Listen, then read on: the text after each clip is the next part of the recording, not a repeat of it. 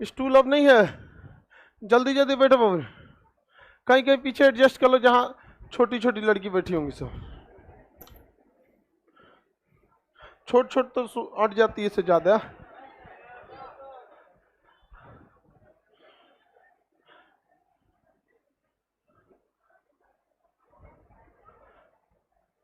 जल्दी एडजस्ट हो जाओ बाबू, लड़की लोग बैठा लो इसको कहीं कहीं।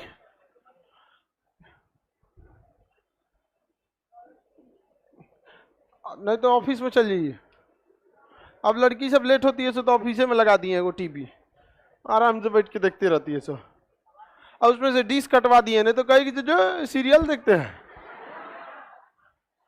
है कि नहीं। सोचो लड़की से तुम लोग का कितना सुविधा का ध्यान रखा जाता है। छोड़ देगा आदमी तो बता, पढ़ाई ज्यादा करेगी किसी की डिश पे टीवी देखेगी। हाँ,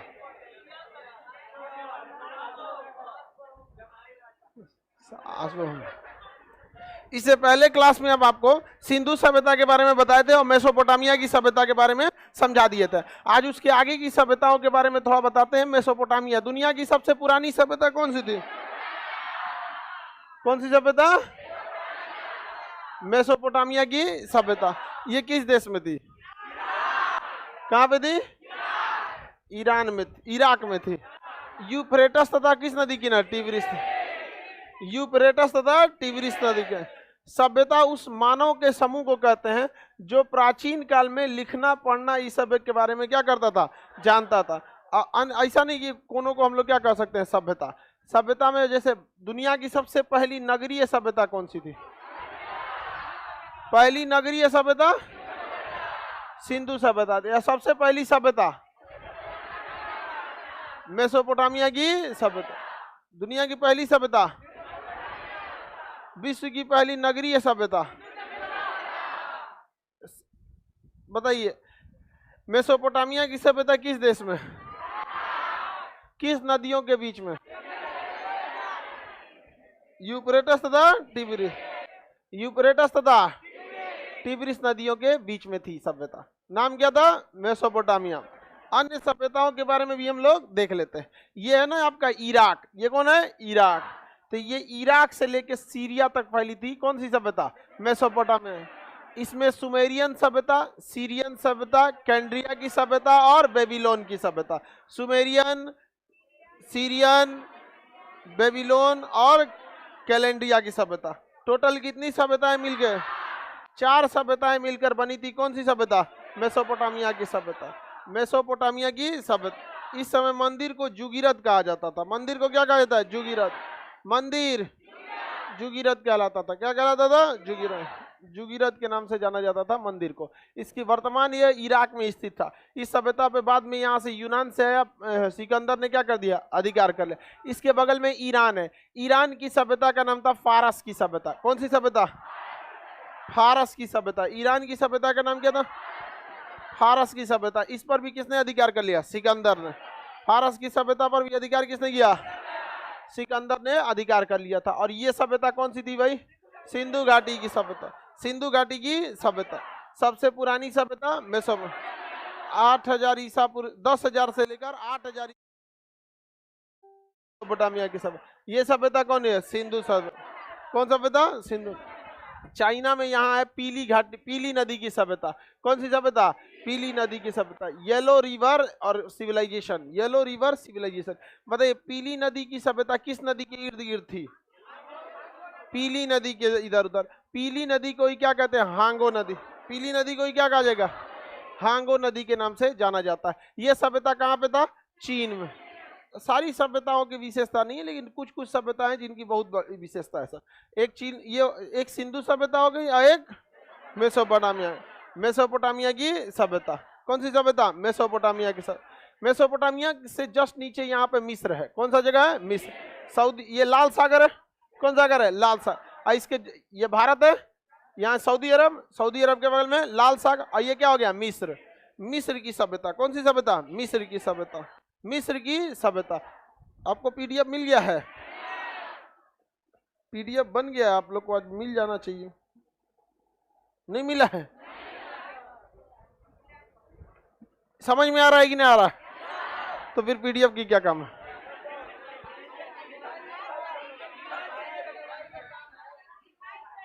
तुमको जी सीआर समझ में आ रहा है कि नहीं? उद्बिलाओ सब तुम ये बीच वाला रास्ता में से नहीं बैठा करो लोग, तुम लोग लड़का लोग, ये ऐसे जानबूझ के सब खजुआट वाला बैठ जाता है वहाँ, यही सब की वजह से ये गमकता है ऐसा, लड़की सब बेहोश हो जाती है, सब नहाता होता है सब नहीं। अब हफ्ता में क्या बार नहाता है? पर डे नहाता है ले तुम लोग? हाँ हफ्ता में 2-3 बार हो गया। आगे देखिए, अब डेली डेली कौन नहाएगा जी? बताइए ये सभ्यता कौन सा हो गया? मिस्र। ये लगभग 2000 ईसा पूर्व थी। अब सुनिए ध्यान से, लगभग 2300 ईसा पूर्व कौन थी? सिंधु घाटी। और 2100 ईसा पूर्व कौन थी? मिस्र की सब। 2500 ईसा पूर्व, 2500 ईसा पूर्व, और ये 2100। तो दोनों में बहुत ज्यादा का अंतर नहीं है। तो क्वेश्चन कौन सी बोलता है तुम लोग? डाउट है तो खड़ा होके बोलो ना। ये है कौन सी सभ्यता? सिंधु घाटी, लगभग 2500 ईसा पूर्व, और ये जो थी आपकी 2100 ईसा पूर्व। तो दोनों में बहुत ज्यादा का अंतर नहीं है। तो भारत की सिंधु सभ्यता से समकालीन सभ्यता कौन सी थी? मिस्र की सब। कौन सी सभ्यता? मिस्र। हालांकि सबसे पुरानी देखेंगे तो 10,000 ईसा पूर्व कौन हो जाएगा? मेसोपोटाम। और ये तो लगभग मैच करेगा सिंधु, कौन सी सभ्यता? सिंधु घाटी, सॉरी मिस्र की सभ्यता। मिस्र, इजिप्शियन सिविलाइजेशन, मिस्र की सभ्यता। मिस्र की सभ्यता का मतलब वहां सबसे बड़ा राजा था फिरौन। कौन राजा था? फिरौन था। कौन था? फिरौन था। जिस तरह से आप देखेंगे, कंस मामा का नाम सुने ना? वो कृष्ण भगवान को कहता था हमरे तू पूजा कर, मतलब कृष्ण भगवान को वैल्यू देता था। मतलब तो मराया तो नहीं, कि मतलब बहुत ज्यादा अत्याचारी था, अपने जगह पे बहुत मतलब अपने में घमंड में रहता था वहां पर। उसी तरह से ना इस्लामिक परंपरा में फिरौन की चर्चा है। ये जो आप लोग में मुस्लिम लोग होंगे, कितना लोग है लोग, ये बहुत कम में परसेंटेज रहता है। फिरौन का नाम सुने हो? हाँ, इसको भी बदुआ लगा था। तो इस्लामिक परंपरा में सेम वैसे ही कौन है? फिरौन। ये अपने को कहता था कि हम ही खुदा है। तो पहले के राजा सब ने पता नहीं क्या होता था, उन लोगों को राजा बन जाते थे तो भगवान को चैलेंज करने लगता था। रावण को देखिए ना, अरे यार राजा हो ठीक है, सोने की लंका तो राम जी को चैलेंज करने लगा। देख रहे हैं? बताइए कंस को देख लीजिए, देख रहे हैं? अब बताइए तुम राजा हो ठीक है भाई, राजा हो, तुम भगवान को लगता है चैलेंज करने। यार यहाँ पे हो गया, मरा गए लोग यहाँ पर, उन्हें लड़ाई में मरा गया, लंका जल गया यहाँ पर। तो उसी तरह यहाँ इस्लामिक परंपरा में फिरौन की क्या है चर्चा। देखिए मिस्र के लोग जो थे ना, वो रसायन विज्ञान बहुत अच्छा से जानते थे। यहाँ जब लोग मरते थे तो उनको ना शरीर को कपड़े में लपेट के, एक ऐसा कपड़ा होता था मोटा, जिसमें ना केमिकल लगा होता था, और शरीर को ऐसा रख देते थे तो हड्डियां नहीं गलती थी, हड्डियां नहीं गलती थी, थोड़ा थोड़ा मांस भी बच जाता था। उसे क्या कहा जाता था? मम्मी। क्या कहा जाता था? मम्मी। तो बताइए मम्मी बनाने की परंपरा कहाँ थी? मम्मी बनाने की परंपरा मिस्र सभ्यता के प्रवर्तक किसे कह सकते हैं? फिरौन को। किसे? फिरौन। मिस्र के लोग काफी लंबे थे, उस समय की मिनिमम हाइट 7 फीट थी। कम से कम जो हाइट थी ना, कितना, ये 7 फीट की थी। उस समय 7 फीट के लोग होते थे, और धीरे धीरे हाइट क्या होते जा रहा है? घटते जा रहा है। पता नहीं, मतलब इस पे फूड चेन का इफेक्ट पड़ रहा है, धीरे धीरे हाइट क्या हो रहा है? घटते जा रहा है यहाँ पर। और गर्ल्स लोग को इस पर तो और ज्यादा विचार करना चाहिए। पता नहीं क्यों अपना क्या हो रहा है कि गर्ल्स का स्पेशली देखिएगा तो हाइट, लड़का का भी घट रहा है, लेकिन अब थोड़ा सा इस सब पे विचार करना चाहिए। कहीं ना कहीं फूड चेन में गड़बड़ी आ रहा है। जितना यूरिया, पोटास, डीडीटी खेत में जा रहा है, जड़ उसको सोख रहा है, अनाज को दे रहा है, अनाज कम, हम लोग भी यूरिया ज्यादा खा रहे हैं। समझ में आ गया कि नहीं आ गया? 7 फीट का मॉन्स्ट्रल थोड़ी होता है भाई। आप पंजाब में जाइए, वहां आपको एवरेज हाइट 6 फीट की मिल जाएगी। पंजाब में जाएंगे ना, लड़की उड़की की हाइट आपको वहाँ 5.5 से कम नहीं मिलेगी। वहां पर 5-6 फीट की वहां लड़की मिल जाएगी सर, ट्रैक्टर चलाते हुए। पंजाब हरियाणा में मतलब एक तरह से कुछ कहिए कि वहां पे अर्थव्यवस्था में महिला पुरुष दोनों का हाथ है। तो बताइए फिरौन किस सभ्यता का था? मिस्र की मिस्र की सभ्यता के लोगों ने क्या बनाया था? पिरामिड। मम्मी भी बनाया था, और पिरामिड भी। मम्मी क्या थी? अपने पूर्वजों की लाश को क्या करते थे, एक रसायन पोत के एक मोटे कपड़ा से क्या किया जाता है, लपेट दिया जाता था। हालांकि लाश सही सलामत नहीं रहती थी, लेकिन गलती नहीं थी। उनका कहना यह था कि जैसे देखिए हर धर्म की ना एक तो आपको कॉमन चीज मिलेगा कि धर्म कोई ना कोई एक मतलब प्रवर्तक आएंगे और लास्ट होगा तो कोई ना कोई एक मतलब अंत हो जाएगा। जैसे इस्लाम धर्म के हिसाब से कयामत, हिंदू धर्म के हिसाब से कल की अवतार, है कि नहीं? आ गए हैं तो अलगे इसका दुनिया है कल की अवतार हिंदू धर्म के हिसाब से ना पृथ्वी का अंत होगा कल की अवतार होके, एक अंतिम भगवान आएंगे कल की रूप लेके, सबको क्या कर देंगे, साफ कर देंगे, चलो लोग तुम बहुत अत्याचार कर। उसी तरह इस्लामिक परंपरा में भी है कि अंतिम समय में क्या होगा, बहुत सारे लोग क्या होंगे, आपसी परिवार में फूट पैदा हो जाएगी और ये सब होगा तो एक कयामत आ जाएगा। ईसाई धर्म के हिसाब से भी कयामत आ जाएगा, यहूदी धर्म के हिसाब से भी कयामत। तो ये सब चीजों की परंपरा बहुत ज्यादा है। कयामत में तो समझते हैं हाँ, विनाश, तबाही हो जाएगा, एकदम समझ में आ गया कि नहीं आ गया? तो प्रलय आ जाएगा यहाँ पर, भयानक। तो उसी वही परंपरा को ये लोग मानते थे कि प्रलय आएगा और कहा जाता है कि उसके बाद सबके हिसाब किताब होगा, तू कितना अच्छा काम किया, कितना गलत काम किया यहाँ पर। तो इन लोगों का मानना था, मिस्र वालों का, कि उस समय इनके वही लाश जो है ना उठेगी, वापस जीवित हो जाएगी यहाँ पर। अब बाद में क्या होगा क्या नहीं इसको कौन जानता है, अभी जो है उसको देखा जाए। नहीं समझे? तो बताइए सबसे अच्छी रसायन व्यवस्था किसकी थी? किसकी थी? मिस्र की सभ्यता का। मम्मी किसने बनाया था? फिरौन मिस्र की। किस नदी के किनारे? नील नदी के। किसने? नील। मिस्र की में ये मान्यता था कि बड़े बड़े पिरामिड में राजाओं की क्या रखी जाती थी, कब्र बनाई जाती थी। कब्र जो था, पिरामिड जो होता था वो क्या होता था, कब्र होता था, मतलब ताबूत, कब्र बनाया जाता था पिरामिड में। और मरुस्थलीय क्षेत्र में इतने बड़े बड़े पिरामिड बनाया था मिस्र वालों ने।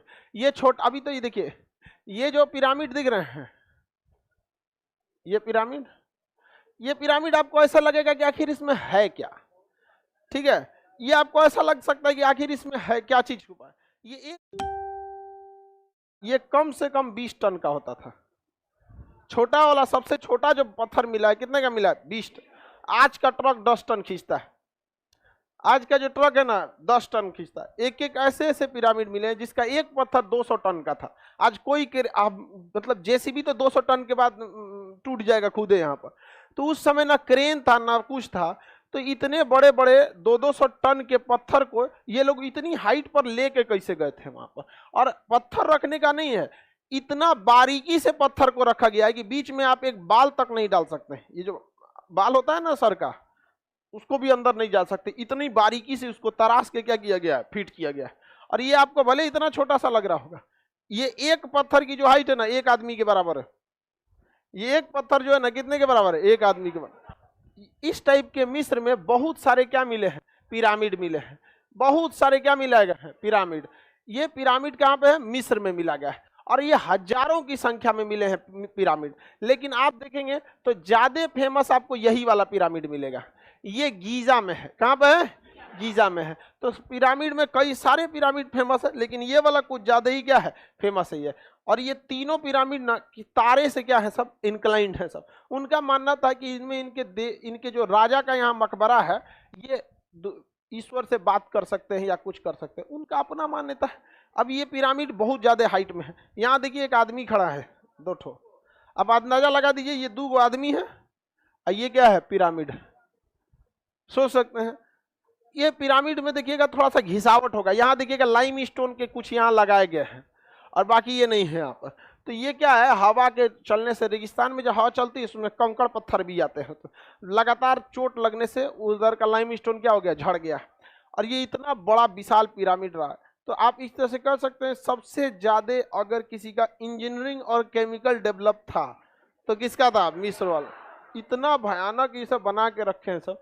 अब इस पे रूल है कि आप एक ही बार जा सकते हैं मिस्र की पिरामिड में। वहां के गवर्नमेंट ने क्या लगाया है, रूल लगा दिया। अंग्रेजवा सब इसके अंदर खोल के सोचे थे सर रिसर्च किया जाए क्या मिलेगा, तो इसके अंदर कुछ गुफा है सब। क्या है सर, गुफा। गुफा कुछ जाती है अंदर से, यहाँ से इस डायरेक्शन में आपको हल्का सा रास्ता दिखेगा, अंदर से गुफा। अब इसके आगे कोई गया ही नहीं है। कहा जाता है इसे किंग्स चैम्बर, राजा का चैम्बर। अब अंग्रेजों ने सोचा कि इसके अंदर जाते हैं, तो अंग्रेज सबका काम है खोज करना ये सबका। तो मिस्र की सरकार ने बैन लगा दिया कि पता चला अगर रहस्य पता चल गया तो कोई टूरिस्ट घूमने ही नहीं आएगा, उससे अच्छा बैन लगा दिया। अब इस पे किसी भी तरह का रिसर्च काम नहीं हो सकता। साथ ही आप पर भी नियम लगा दिया है कि आप अगर मिस्र जाते हैं तो एक ही बार आपको गीजा का क्या देखने को दिया जाएगा, पिरामिड। बार बार नौटंकी करेंगे तो क्या होगा भाई, वहां की रहस्य से पर्दा हट जाएगा। अब एक बार कोई सी चीज के रहस्य से पर्दा हट गया, काम खत्म हो जाता है। सबसे ज्यादा इंजीनियरिंग किसका डेवलप था, मिस्र का। किसका था, मिस्र की सभ्यता। किसी को कोई दिक्कत, आगे बढ़ जाए। अभी भी मम्मी नहीं बनाया जाता, अब नहीं बनाते, अब कौन मम्मी बनाएगा जी। जिंदा को रखने का जगह नहीं है, मरल आदमी को कहाँ रखिएगा। उस समय लोग कम थे, खाली जगह दुनिया भर का होता था, रख दिया वहां पर। किसी को दिक्कत, क्या सिद्ध करना चाहता था, उनकी परंपरा थी कि ये वापस जीवित होंगे, तो उस समय का विश्वास था। अब ये कम अंधविश्वास है। आज के समय में 50 गो अंधविश्वास है। बिलाई रास्ता काट देती है तो जाता नहीं है आदमी। तुम आज 2022 में खड़ा होकर तुम आज से लगभग 5000 साल पहले वाले लोगों से बिल्ली रास्ता काट देती है, लोग जाते हैं, नहीं जाते हैं। शनिवार के दिन लोग बाल नहीं कटवाते हैं, आज के दिन में। मानना है मानिए, नहीं मानना है तो मत मानिए। आप समझ में आ रहा है कि नहीं आ रहा है। तो ये आप ये क्यों रिसर्च कर रहे हैं कि अंधविश्वास था या नहीं था। अभी भी हम लोग के यहाँ दुनिया भर का अंधविश्वास रहता है। ये जात में से वो जात में बिया हो जाएगा तो मार हो जाता है, ये क्या है, अंधविश्वास है ना। यहाँ पर क्या हो जाएगा, अब धर्म चेंज होता है तो थोड़ा समझ में आता है कि अब पूरा कल्चर चेंज हो जाएगा। जाति चेंज होने में क्या रखा है जी, जाति तो सब चीज सेम है ना मानता है जी। अब ये अंधविश्वास नहीं है तो क्या है, कह रहा है कि काहे लिए रखता था। अरे यार उसको छोड़ो, रखता था। देखो साइंस कितना डेवलप था वहां पर, इतना बड़ा बड़ा पिरामिड बना दिया। किस तरह से उठाया होगा 200-200 टन का पत्थर, आज तक लोग रिसर्च करता है। और उतना ऊपर ले गया होगा, कैसे ले गया होगा, और उतना बेहतरीन ढंग से तराशा कि उसमें बाल का एक टुकड़ा तक नहीं जा सकता, इतना बेहतरीन था। आगे बढ़ जाते हैं।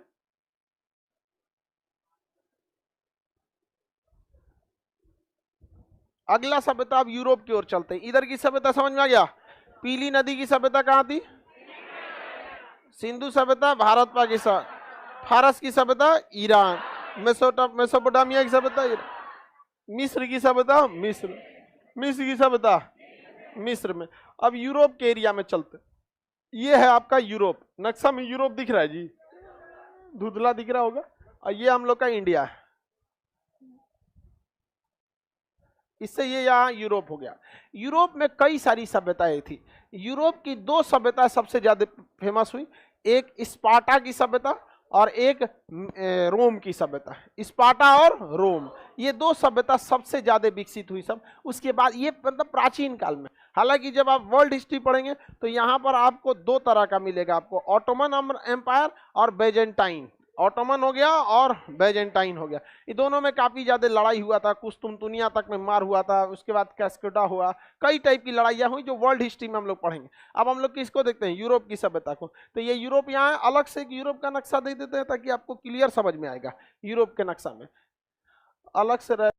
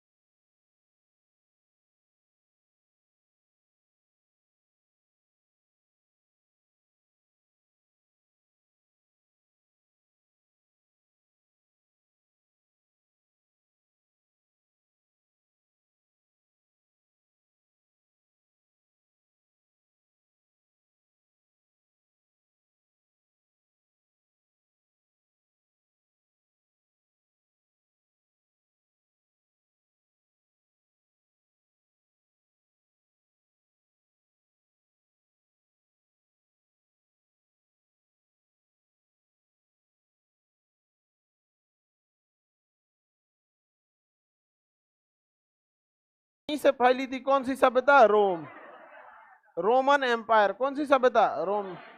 रोम की सभ्यता फैली थी, और ये धीरे धीरे धीरे धीरे समस्त पूरे यूरोप पर अपना प्रभाव डाल दी। कौन सी सभ्यता? रोम की सभ्यता। ये बहुत ही तेज विकसित की गई थी रोम की सभ्यता। रोम की सभ्यता किस महाद्वीप में? रोम की सभ्यता, रोम कहाँ है? इटली। रोम, वर्तमान रोम कहाँ है? इटली। लेकिन उस समय पूरा ये साम्राज्य क्या था? रोम की सभ्यता। रोम की सभ्यता को दो राजाओं ने सबसे ज्यादा आगे बढ़ाया, जूलियस सीजर और आगस्टस।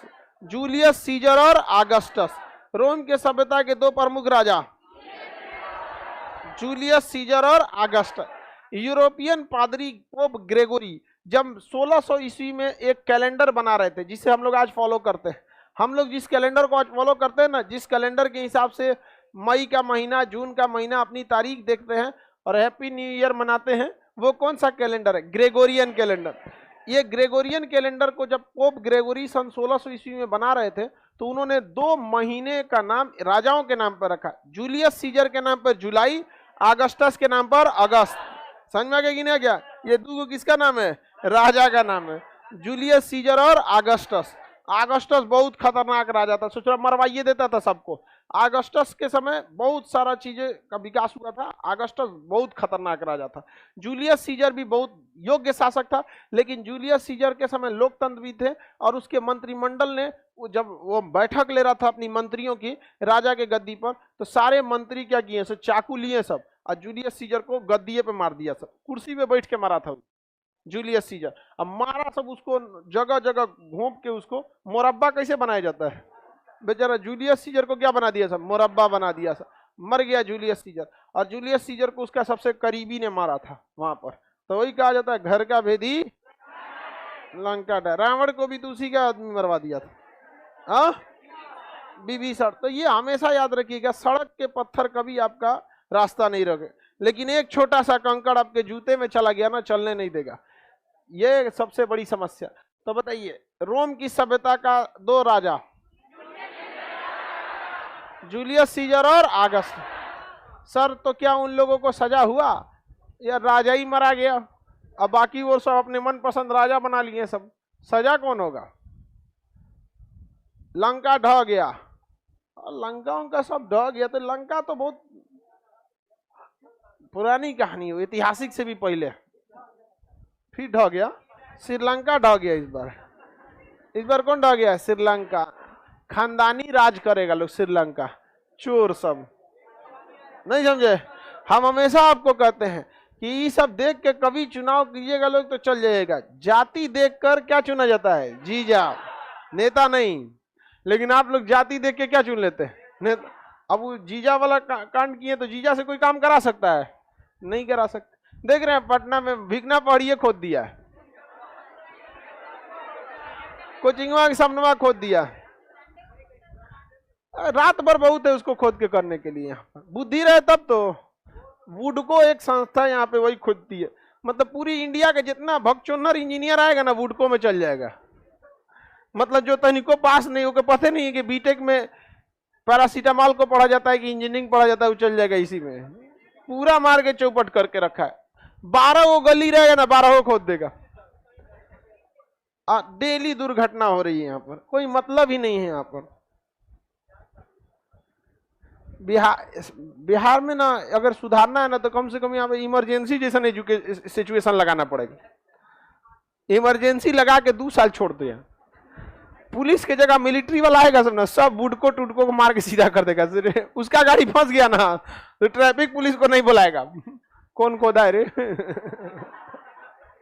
चाहे एक बार इधर से पुतिन को गुजार दिया जाए तो फिर नया नगर निगम बनाना पड़ेगा। पुतिन एक बार इधर से चला गया ना, वो काम खत्म कर देगा। मतलब दुनिया का, भारत का नहीं, दुनिया का सबसे मतलब इनकॉम्पिटेंट नगर निगम है पटना का। सीखता है अभी कैसे करना चाहिए, सीख रहा है अभी। अच्छा, जैसे सड़क भी होना चाहिए, सीधा होना चाहिए यहाँ पे पटना के। अब देखिएगा सड़कें जो है ना, उस सड़कों पे तो इधर बिजली का जो खंभा लगना चाहिए सड़क के किनारे लगना चाहिए ना, तो 4 फीट सड़किया में घुसा के लगा देता है। हमेशा ही नौटंकी करता है। इससे अच्छा तो सिंधु सभ्यता वाला थे सब, नहीं था जी? ओकरा से अच्छा भीमबेटका था। आदि मानव थे सब, तो क्या हुआ? लेकिन इन सबसे क्या थे? ठीक ठाक था। मेसोपोटामिया की सभ्यता में कुल कितनी सभ्यताएं थी? फारस की सभ्यता किस देश में? फारस की सभ्यता? रोम की सभ्यता? रोम की सभ्यता कहाँ थी? इटली में। जिस समय रोम की सभ्यता चल रही थी उस समय भारत में मगध साम्राज्य चल रहा था। कौन चल रहा था? मगध साम्राज्य। और उधर क्या चल रहा था? रोम। लेकिन मगध साम्राज्य का उतना विकास नहीं हुआ जितना किसका हो गया? रोम का। रोम की सभ्यता कहाँ थी? इटली में। यूरोप में रोम की सभ्यता कहाँ से बढ़ रही थी? रोम से। चारों दिशा में लगभग कितना ईसा पूर्व? 600 ईसा पूर्व। और इधर महात्मा बुद्ध और महावीर स्वामी ज्ञान दे रहे थे कब? यही 600, यही 6ठी शताब्दी ईसा पूर्व के लगभग 5वीं से 6ठी शताब्दी ईसा पूर्व के बीच में ये लोग ज्ञान दे रहे थे। यहाँ बिंबिसार का शासन चल रहा था भारत में, आगे पढ़ाएंगे यहाँ पर, समझ में आ गया कि नहीं आएगा? तो यहाँ रोम की सभ्यता चल रही थी। रोम बहुत ही ज्यादा विकसित है। एक इंग्लिश में फ्रेज भी कहा जाता है। फ्रेज समझते हैं? फ्रेज मतलब कहावत, नहीं सुने जी? Hit the iron when it is hot, कहा जाता है अंग्रेजी में कहावत। Rome was not built in one day. Rome एक दिन में बन के नहीं तैयार। लोग ये क्यों कहा जाता है? लड़का जब पढ़ाई कम करता है या एग्जाम के टाइम पे पढ़ने लगता है तो उसी को कहा जाता है Rome was not built in one day. एक दिन में कोई नहीं बन सकता है। और ये हकीकत भी है, समझ में आया ना? लोग हमेशा आपकी बुलंदियां देखेंगे, कोई आपके पांव के छाले नहीं देखेगा। जो कहां पहुंचा है कौन इंसान, कभी उससे पूछ के देखिएगा ना। जिस इंसान को आपको लगता होगा कि ये बहुत आगे है, कभी उससे आराम से पर्सनली पूछिएगा, कभी 6 घंटा आराम से सोए हो? उसके लिए 8 घंटा सोना एक मतलब समझिए ना, मतलब उसके लिए होली दीपावली की तरह है। 8 घंटा सोएगा, उसके ऊपर इतनी रिस्पॉन्सिबिलिटी रहती है। और जितना ही नौटंकी बाज रहता है सब ना, इस जब 24 घंटा में 8 घंटा काम करेगा तो सोचेगा अंबानी बन जाए। सबका कितना मेहनत का काम रहता है, मेंटल प्रेशर, नींद आ जाता होगा तब तो बेचारा से को भले पैसा है। ये देखिए रोम दिख रहा है, इतना बेहतरीन ढंग से बनाया गया था रोम कि रोम के गलियों में कोई जाम वाम का तो समस्या ही नहीं। इतना बड़ा चौराहा दिख रहा है, ये इतना बेहतरीन है यहाँ पर। ये रोम यहाँ पे बहुत विकसित है। ये शहर कौन सा? रोम। तो रोम का ये जो जगह था, इसमें कई सारे ईसाई धर्म के फादर लोग रहते थे। बड़े ईसाई फादर, पोप बोला जाता है वो लोग। तो ये रोम में बहुत ज्यादा विकसित है। ये ईसाई धर्म के लिए बहुत प्रसिद्ध था। इतना बेहतरीन आर्किटेक्ट था यहाँ पर रोम का, जिसकी कोई आज भी लोग रोम घूमने जाते हैं वहां पर। इतना बेहतरीन कारीगरी उस समय किया गया था। सड़कें, गलियां सब एकदम बेहतरीन ढंग से बनाई गई थी। नहरों को एकदम सुव्यवस्थित किया गया था। इसलिए कहा जाता है कि Rome was not built in. क्या ये एक दिन में ऐसी सभ्यता बन सकती है? नहीं बन सकती है। आगे बढ़ जाए।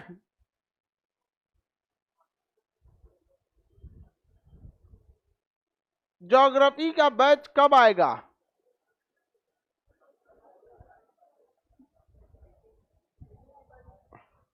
हिस्ट्री पढ़ो ना पहले।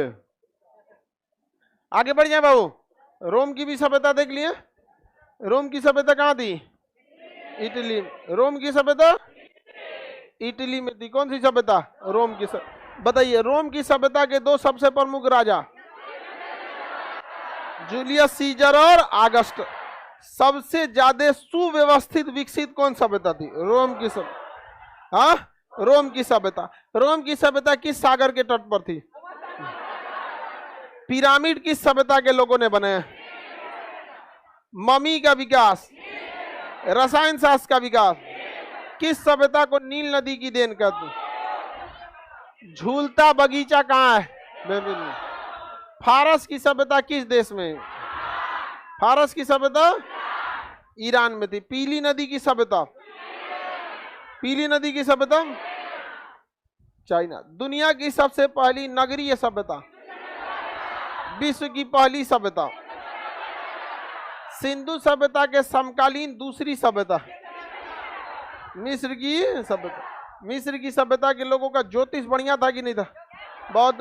तारा सबसे इंक्लाइन करके पिरामिड बना दिया। उनका मानना था कि मतलब उनके पूर्वज क्या होंगे, आएंगे। बताइए मिस्र की सभ्यता का सबसे बड़ा राजा फिरौन। कौन था?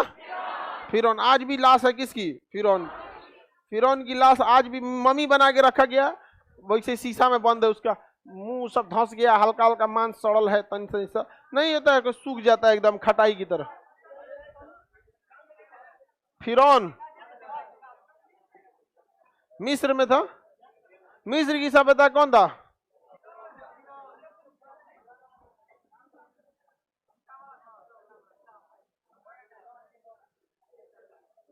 फिरौन था।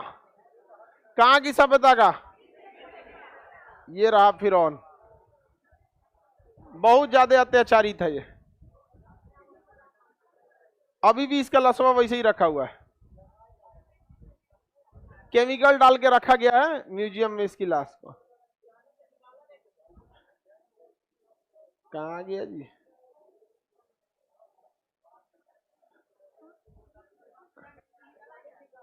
ये उसका खोद के नहीं, अभी भी इसी टाइप का है। अब सोचिए, सिंधु सभ्यता के टाइम का है, यानी आज से 5000 साल पहले का, फिर भी इसका नाक नक्शा अभी तक बचा हुआ है।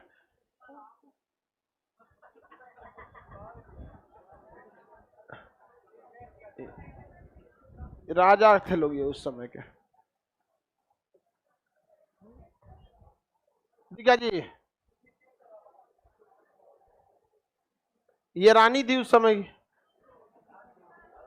मिस्र के लोग बहुत सुंदर होते थे, मतलब जितनी सभ्यता है उसमें सबसे सुंदर कहाँ के लोग होते थे? मिस्र। मिस्र के कारा दिखाई तो रानिया को, रे गदा के ये कचरा कहीं का क्या है ये कौन है? फिरौन। चौपट हो गया यहाँ पे, और इसमें लाश को लपेटा गया। अब सोचिए ना भाऊ, आप किसी लाश को छोड़ दीजिएगा तो मुश्किल से आपका 6 महीने में पूरी लाश खत्म हो जाएगी। और इसका अभी तक बचा हुआ है। किसका? फिरौन का। अभी तक इस टाइप का ताबूत में रख दिया जाता था, मम्मी बना के, केमिकल के बीच में। ये रानी थी, रानी होगी उसका, क्योंकि बाल वगैरह से तो लग ही रहा है, क्या होगी? रानी होगी। यहाँ पर दिख रहा है कि नहीं दिख रहा है जी?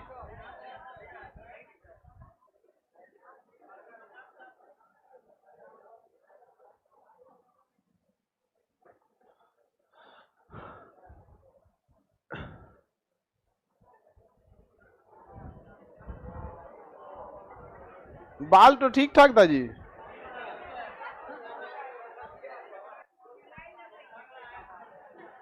चुड़ैल लग रही है। 10 कोई लाश मर होगा ना, 10 दिन अगर छोड़ दीजिएगा ना, 10 दिन, तो ऐसा भी नहीं लगेगा लोग। इतना मतलब उनकी रसायन शास्त्र इतना जबरदस्त था कि नाक नक्शा तक बचा हुआ है 5000 साल पहले का। इतना डेवलप था वहां पर। इस सभ्यता का सबसे प्रमुख राजा फिरौन।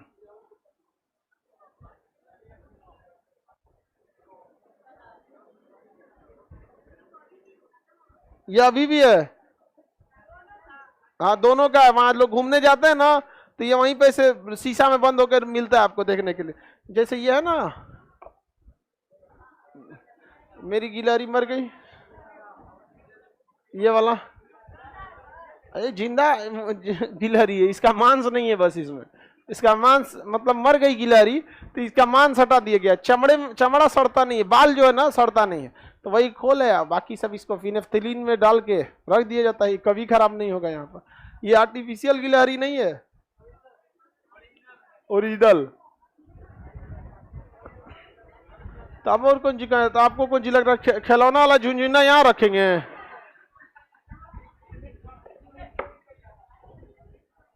बगले लिया करी आर्टिफिशियल है। झुंझुना हम रखेंगे यहाँ पे अपने पोडियम पे। हाँ, जनबे करते हमला झुंझुना उंझुना ये सब चीज तो इनको पसंद ना हमरा। तो गिलहरी मर गई मैं, तो हम क्या करें? उसको फेंक दें? बहुत सही गिलहरी सब सही रहते हैं सर। हमेशा गिलहरी को पास में क्यों रखना चाहिए? हम इसको क्यों रखते हैं पास में? इसके पीठ पर देखिएगा 3 ठो निशान है।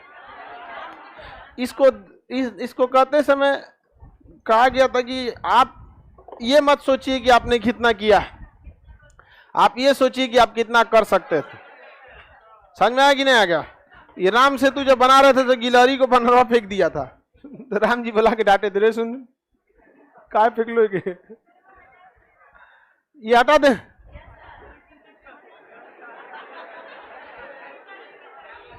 लड़की सबको कोई लड़का तंग करे तो इसको डीपी पे लगा देना।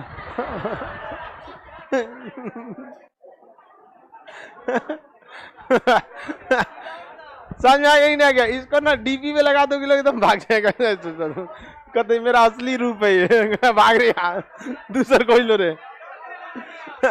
फिरौन का तुम लोग लगाए ना लगाए वैसे ही दिखता है तुम लोग। कर ऐसे हम लोग को भी दे दीजिए, फिरौन का हम लोग लगाएंगे। क्या फर्क है तुम्हारे में फिरौन में? इस सबको ज्यादा फर्क लग रहा था। आगे बढ़ जाए, किसी को दिक्कत नहीं ना? रहने दीजिए, सब ठीक लग रहा है। रात बिरात इसकी आत्मा चलेगी तो। ये सब चीज आत्मा उतना जो न, भूत प्रेत आत्मा सीधी पत्नी, ये सब काल्पनिक चीजें हैं। ये सब रियलिटी में नहीं होता है, सब काल्पनिक है सब। समझ आएगा कि नहीं आएगा? आज तक कभी ऐसा दिखा है? नहीं दिखा है।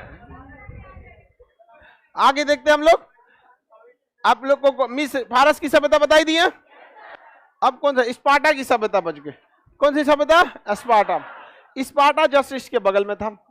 यहाँ पर कौन सा सभ्यता था? स्पार्टा। ये ग्रीस जो है ना, ग्रीस, ये ग्रीस के पास छोटा सा शहर था, क्या नाम था? स्पार्टा। स्पार्टा की सभ्यता बहुत ज्यादा फेमस है। स्पार्टा जो था ये अपने बहादुर सैनिकों के लिए प्रसिद्ध था। स्पार्टा के महज 300 सैनिक। स्पार्टा के कितने सैनिक? लिनियाडो के नेतृत्व में, लिनियाडो उनका सेनापति था। स्पार्टा के 300 सैनिक अपने सेनापति लिनियाडो के नेतृत्व में 20,000 सैनिकों को मार के गिरा दिया। 20,000 सैनिकों, और 20,000 सैनिक का नेतृत्व जक्सीज कर रहा था। कौन कर रहा था? जक्सीज। दुनिया में सबसे बहादुर माने जाते हैं स्पार्टा के सैनिक। इनका भाला बहुत तगड़ा था, ये लोग भाला से ही लड़ाई करते थे। और जक्सीज के 20,000 सैनिकों को मार दिया। बाद में स्पार्टा के सैनिकों में से एक सैनिक को मिला लिया था जक्सीज, जो खुफिया रास्ता बता दिया, जिस वजह से जक्सीज क्या हो गया? जीत गया। वरना लिनियाडो जो था मार के गिरा दिया था। 300 मिलकर 20,000। और रीजन भी था, उन 300 सैनिकों की ट्रेनिंग कब से होती थी? जब वो 12 साल के हो जाते थे ना, तब से लेके 20 साल तक। 8 साल सेना की ट्रेनिंग होती थी। 12 साल बच्चा से लेकर और 8 साल 20 साल तक, एकदम यंग एज तक पूरा उसका शरीर पत्थर बना देते थे सब ट्रेनिंग में। और ट्रेनिंग पास कब होता था? जब वो जब ट्रेनिंग कब पास होगा? अंधेरे जंगल में जब भेड़ियों के बीच में छोड़ दिया जाएगा बिना हथियार का। जिंदा वापस आ गया तो पास, नहीं तो मर जाएंगे। ऐसा एग्जाम था सोच रहा, पास तो जिंदा, फेल तो मर जाएंगे। इतना खतरनाक ट्रेनिंग दिया जाता था जिसका कोई हद नहीं। सबसे बहादुर सैनिक माने जाते थे स्पार्टा के। लेकिन जब तक मिला नहीं, जब तक आपके घर में कोई नहीं भेदिया होगा ना, आपका कुछ नहीं हो सकता। बहुत मुश्किल है दूसरा कोई मार सके। चाहे आप पद्मावती मूवी देखिए, और बुढ़ऊ जाके बता दिया था, क्या नाम था उसका? राघव चेतन। वही ना लेके आ गया अलाउद्दीन खिलजी को, कहां तक? चित्तौड़ तक लेके चलाया। तो कभी भी दुश्मन को छोटा नहीं समझ में आया। आगे बढ़ जाए। स्पार्टा किस लिए प्रसिद्ध था? स्पार्टा सैनिकों के लिए। स्पार्टा क्या नाम था?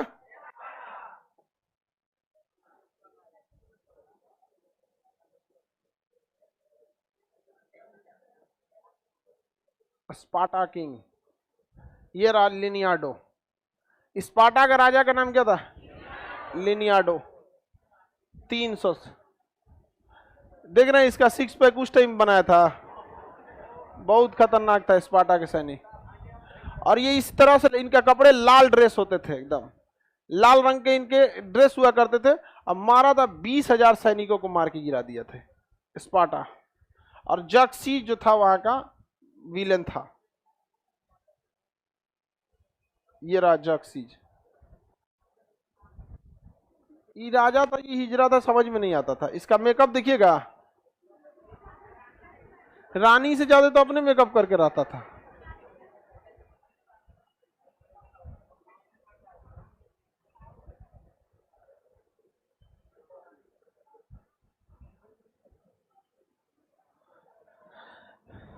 स्पार्टा के सिपाही का नेतृत्व कौन कर रहा था? स्पार्टा की सेना का लिनियाडो। कौन कर रहा था? लिनियाडो। ये कौन है? लिनियाडो।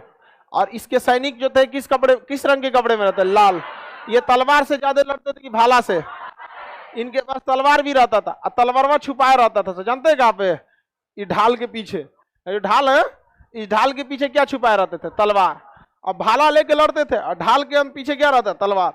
भाला लेके मारते रहते, कोनो पास आ गया भालवा रख के, बाद में ना तुम बहुत खतरनाक मार करता था। अब इतना ही सोचिए, ये कौन है? ये तो उसकी पूरी सेना है, ये 300 की फौज थी। और ये है आपका कौन सा? जर्कसीज। जर्कसीज इस ससुरा हिजरा लगता था हमको। आगे देखते हैं।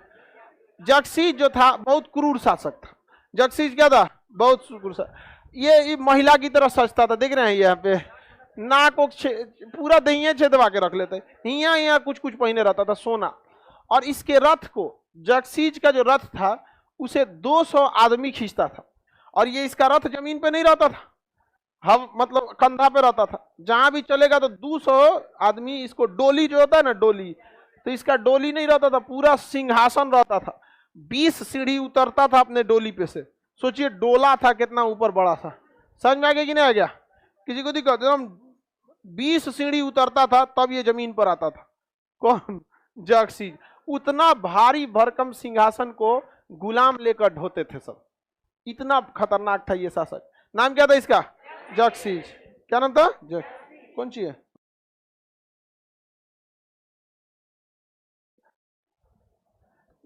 ये कौन था भाई? लिनियार्डो। कौन था? लिनियार्डो। ये उसकी सेना है। कितनी सेना थी? 300। मार के गिरा दिया स्पार्टा वालों ने। किसकी सेना को? जर्कसीज। बाद में जर्कसीज जो था वो क्या किया, इसकी से एक्चुअली हुआ क्या था ना, इसने लिनियार्डो की सेना में एक रहने के लिए आया था सैनिक जो योग्य नहीं था, उसने इसको क्या कर दिया? बाहर निकाल दिया। तो अपना बेइज्जती का बदला लेने के लिए किससे मिल गया? जर्कसीज से। नेपोलियन नहीं था क्या? नेपोलियन तो बहुत बाद में आया, ये दिया सब चीज, नेपोलियन वगैरह ये सब ये तो ऐतिहासिक काल में चलेगा। अभी हम लोग प्राचीन काल में चल रहे हैं, बहुत पहले हम लोग। समझ में आ रहा है कि नहीं आ रहा? विदेशी सभ्यताओं को देख रहे हैं। इस समय फोटो नहीं, उस समय का ये जो फोटो नहीं, मतलब मॉडर्न तरीका से उसे बताया गया। समझ में आ गया कि नहीं आ गया?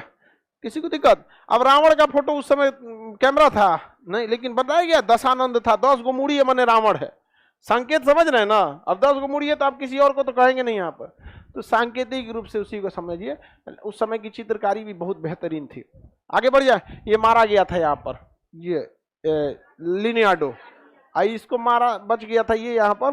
इसको इतना तीर मारा था कि बेचारा धंस गया था यहाँ पर। इनको तीर मारा जाता था ना तो इनके पास एक बड़े आकार का ढाल होता था, सब ढलवा से खुद को क्या हो जाते थे? ढक लेते थे सब। तो दूर तीर की एक खराबी है, जब दुश्मन दूर रहेगा तभी मार सकते हैं, पास में कैसे मारिएगा? आप का सैनिक मारा जाएगा सब। तो ये कोशिश करता था तो ढाल रोक के सेना में मिल जाने के लिए। और उसकी सबसे बड़ी ताकत थी तीर। किसकी? जर्कसीज की। और तीर मारता था, ये ढक लेते थे ढाल से, और उसकी सेना जब आती थी मार के रद्द कर देते। इसका भाला बहुत तगड़ा था, बहुत बहादुर रहते थे सब। और युद्ध के मैदान में जानते हैं, जो जितना तेजी से लड़ेगा ना, बाकी का हिम्मत टूट जाता है। लड़ाई में देखिएगा ना, एक और को बड़ी उड़ता है सब। समझ में आगे कि नहीं आएगा? माधर गांव के लड़ाई में अकेले 10 जानी को मारेगा वो। समझ में आगे नहीं? ओकरे धके कूच दो। समझ में आएगी नहीं आ गया? लड़ाई झगड़ा में कुछ नहीं रखा है, प्राचीन काल थोड़े जो अभी लड़ेंगे आप लोग। सबसे बहादुर कहां के सैनिक थे? जर्कसीज कहां का शासक था? यूनान का। कहां का? यूनान। स्पार्टा का शासक लियोनार्डो। आगे बढ़ जाएं। स्पार्टा के सैनिक किसके नेतृत्व में लड़ रहे थे? लियोनाइडस नाम था। लियोनाइडस, लियोनाइडो बोल दिए क्या? लियोनाइडस नाम था। स्पार्टा के सैनिक कितने थे? कितने सैनिकों को मार दिया? फारस की सभ्यता कहां थी? इराक। जूलियस सीजर और अगस्टस कहां के? फिरौन। झूलता बगीचा। दुनिया की पहली सभ्यता। दुनिया की पहली सभ्यता मेसोपोटामिया की सभ्यता। सभ्यता समझ में आ गया कि नहीं आ गया? आपको हम 2 काल बताए, 3 काल बताए थे, प्राग ऐतिहासिक, आद्य ऐतिहासिक और ऐतिहासिक। आपको प्राग ऐतिहासिक पढ़ा दिए, आद्य ऐतिहासिक पढ़ा दिए। अब एंट्री करेंगे किधर? ऐतिहासिक। आप लोगों को कल पीडीएफ मिल जाएगा। समझ में आ गया कि नहीं आ गया? कल आप लोग को पीडीएफ दे देंगे, और रीजनिंग और इंग्लिश का भी अब बैच आ रहा है, ठीक है। रीजनिंग का बैच और इंग्लिश का भी बैच आ जाएगा, हम आपको टाइमिंग और डेट भी आप लोग को बता देंगे, ठीक है। और आपको आप मैथ का एडवांस भी आ जाएगा। एडवांस मैथ बहुत जरूरी होता है, तो शाम में 6 बजे मैथ पढ़ते हैं ना आप लोग, कोई दिक्कत है? तो आप लोग का 7 बजे आपका क्या आ जाएगा, एडवांस मैथ। शाम को 7 से 8 क्या आ जाएगा, एडवांस। और रीजनिंग और इंग्लिश का भी क्या होगा, फाउंडेशन हो जाएगा। फिर आप लोग को रिजल्ट लेने में कोई दिक्कत नहीं होगा, ठीक है। वरना फिर दिक्कत ये होता था कि आप लोग को जीएस तो पढ़ाने का पढ़ा देता था आदमी, जाके रीजनिंग में क्या कर देते थे, चौपट कर देते थे, मैथ में फंस जाते थे इधर उधर में। केमिस्ट्री का बैच वो भी आ जाएगा। अभी आपको तत्काल में इस हफ्ते में रीजनिंग, इंग्लिश और एडवांस ये वाले बैच रहेंगे, ठीक है। आगे का क्लास कल समझेंगे लोग, आज इतना ही।